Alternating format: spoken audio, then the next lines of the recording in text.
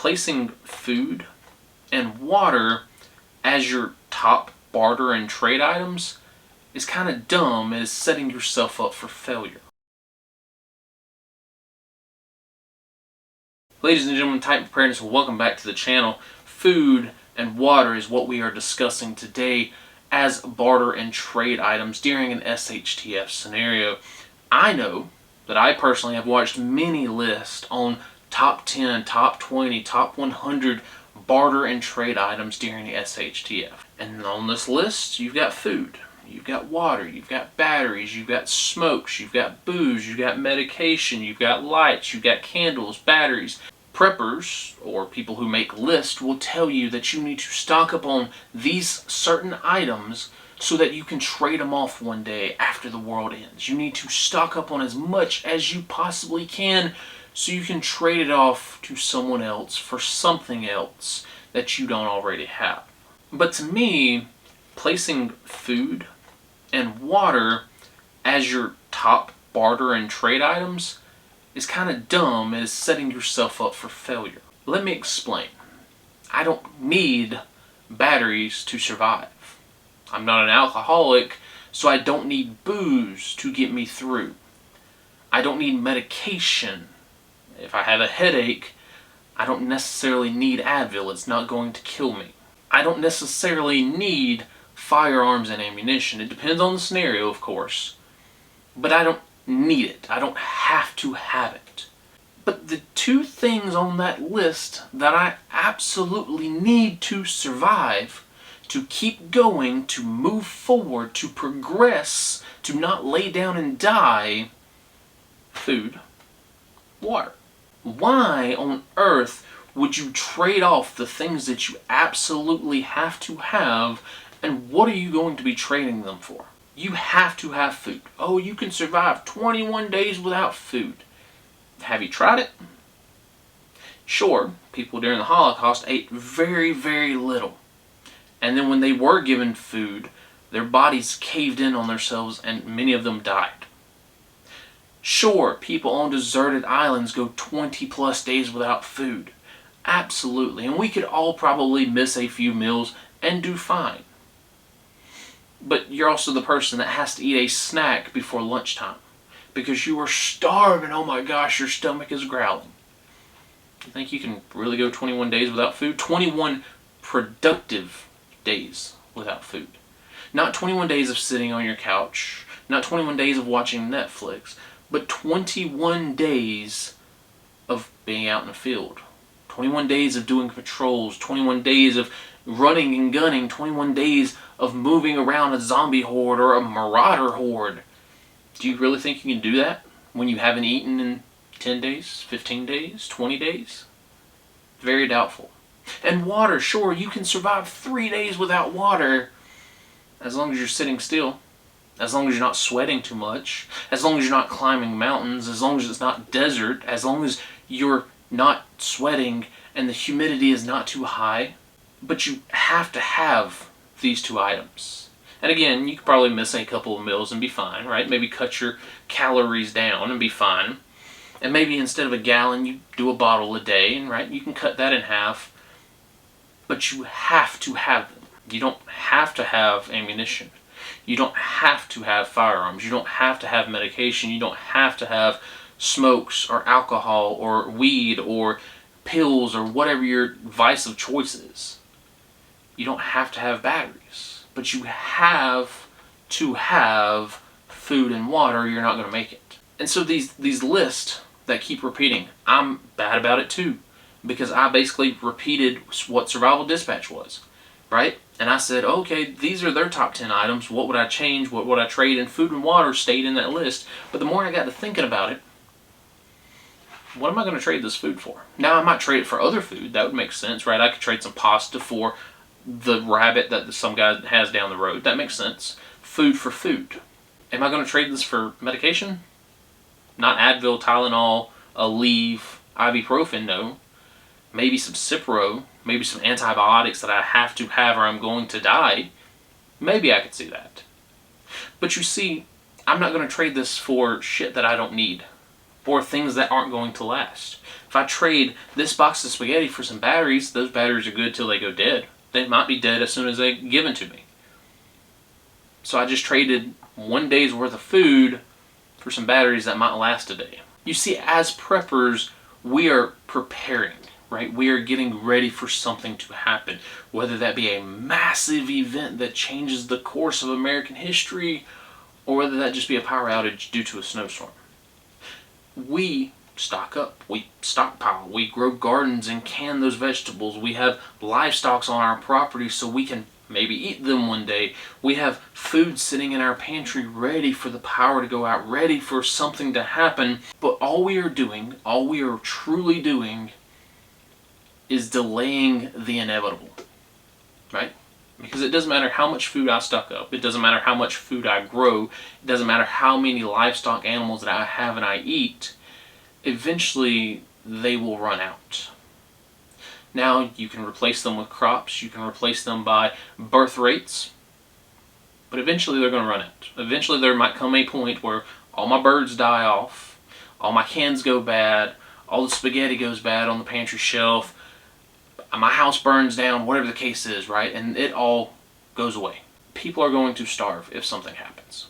People starve during hurricanes, twisters, fires, floods, anything you name it.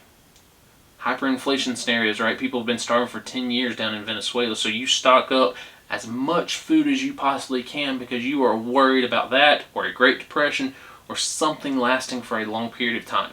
So you have all this rice, all this pasta, all these beans stocked up, saved up, and you said, I'm good for a year.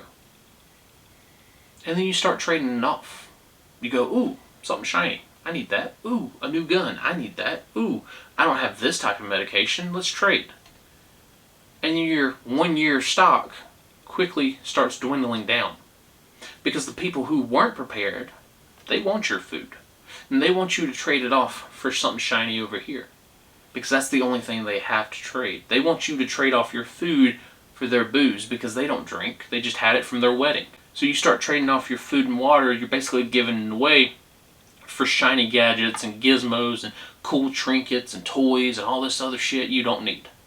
And maybe you can say, well, dude, I've grown a garden ever since I was 10 years old, and that garden has produced so much food every single year. What if it's a dry season? It's SHTF, so you're going to carry the water back from 5 miles away to water your crops? Nope, because somebody just took over the lake and you can't get down to the water source. Well, I've got green thumbs, man. I can grow crops anywhere. Okay, it's a Dust Bowl, right? Happened in the 1920s. It can happen again. So now your thought of, oh, I'm just going to replace this food next season, next grow season, that goes out. Man, don't worry about it, dude. I got 500 chickens in my field. I could basically eat 2 per day and let them regenerate, let them grow up from chicks, and basically feed myself for the rest of my life. Until a fox gets in the hen house and tears up your stock, and you go from 500 to 200. You go from 500 to 2. You go from 500 to none because they all get out and they all run off. So this idea that you had where you had plenty of food, poof, it's gone. Water's the same way, right? Where I live, it rains about once every 5 days. So it's easy for me to stockpile water if it comes from the sky. So maybe I have 500 gallons stocked up from my gutters until someone shoots it and puts a hole in it. And then now I have 1 gallon or 0 gallons. Maybe I've got 200 cases of bottled water stacked to the rafters until they freeze or until they start busting and dropping down on one another. And then when I had 200 cases, well, now I've got 2 cases. You never know what's going to happen. And so to put food and water on that barter and trade item, to trade it off for trinkets, to trade it off for more ammo that you already have 10,000 rounds of, to trade it off for more medication that you technically don't need to stay alive, it's kind of dumb to me. To me, it's counterintuitive, right? It's counterproductive. If I was driving my car from here to California and I didn't have any money, but I needed gas, I'm not going to trade the gas in the gas tank for more gas. It's counterintuitive. I'm going to trade off the seats. I'm going to trade off the spare tire. I'm going to trade off the jack, the pump, the whatever I could find, the radio, the spare key, the dash. I'm going to trade all of that off to get more gas to get here to there. I'm not going to trade off the gas that's in the gas tank. But yet, we're trading off the gas that's in the gas tank. We're trading off tomorrow's meal for something we want today. We're trading off next week's meal, next month's meal for something we want today. And unless you have a magical crystal ball that says, oh, you know what? This Great Depression is only going to last for 4 months. This hyperinflation scenario is only going to last for 6 months. Anything past that 6-month mark, you can go ahead and trade off. You can give away. You can do whatever you want to do with it, because this thing's only going to last for a short period of time. Unless you have that magical crystal ball that's telling you that, and it's 100% accurate, why would you trade off tomorrow's meal for something you don't necessarily need? So don't get me wrong, right? I understand in terrible places, Argentina, Venezuela, Lebanon, Greece, when they were doing their inflation scenario, Germany, right?